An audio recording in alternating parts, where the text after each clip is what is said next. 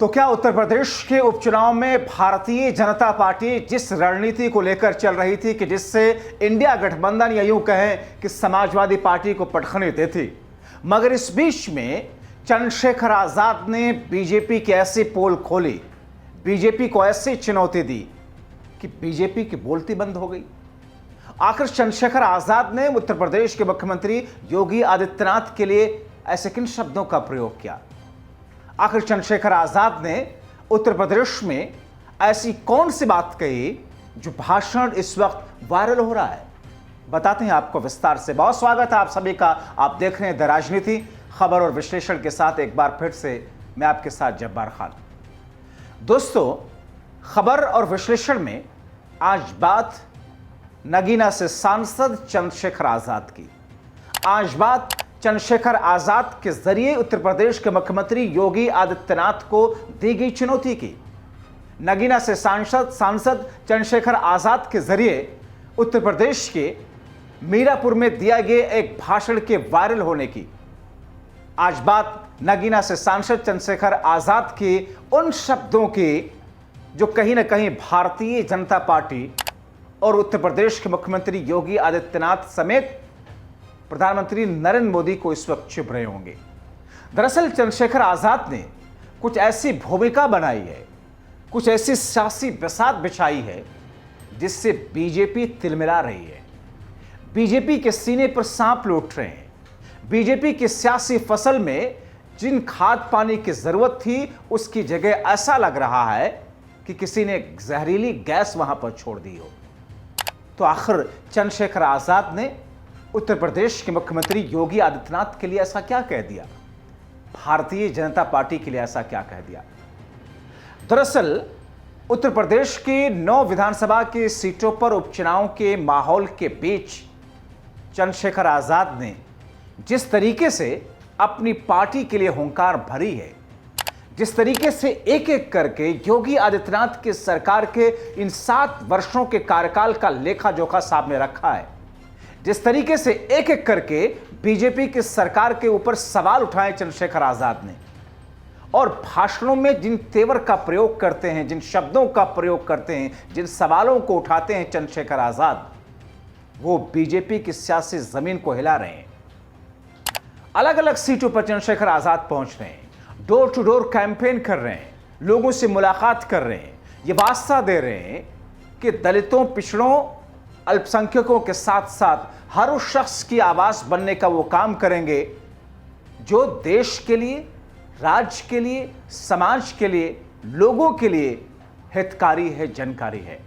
वो कहते हैं कि संसद पहुंचने से पहले किस तरीके से उनको भारतीय जनता पार्टी के नेताओं के निशाने पर आना पड़ता था, कैसे बीजेपी की सरकार में उनके खिलाफ में एक से एक सख्त धाराएं लगाई गई, मुकदमे लगाए गए और उनको जेल भेजा गया।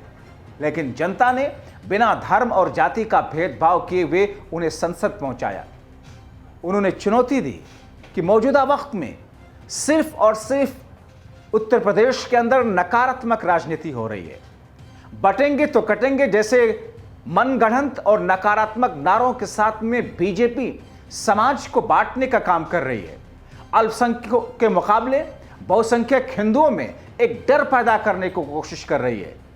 चंद्रशेखर आजाद ये कहते हैं कि बहुसंख्यकों के बीच, हिंदुओं के बीच में उस छोटी सी तादाद वाले अल्पसंख्यक के लोगों के खिलाफ डर का भावना पैदा करके, नफरत का भावना पैदा करके जीत हासिल करने की कोशिश कर रही है। लेकिन ऐसा अब होगा नहीं।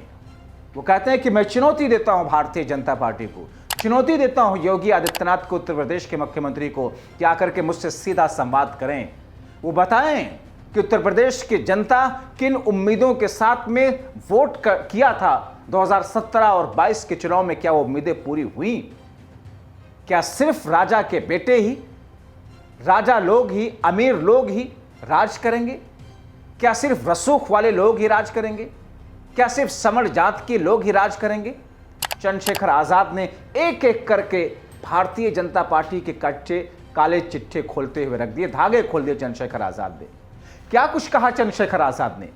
मुजफ्फरनगर की मीरापुर सीट पहुंच करके वो डोर टू डोर कैंपेन करते हुए, छोटी छोटी सभाएं करते हुए, नुक्कड़ करते हुए वो लोगों को अपनी तरफ आने की वकालत करते हुए, अपनी तरफ आने की अपील करते हुए भारतीय जनता पार्टी पर प्रहार करने से नहीं चूके हैं।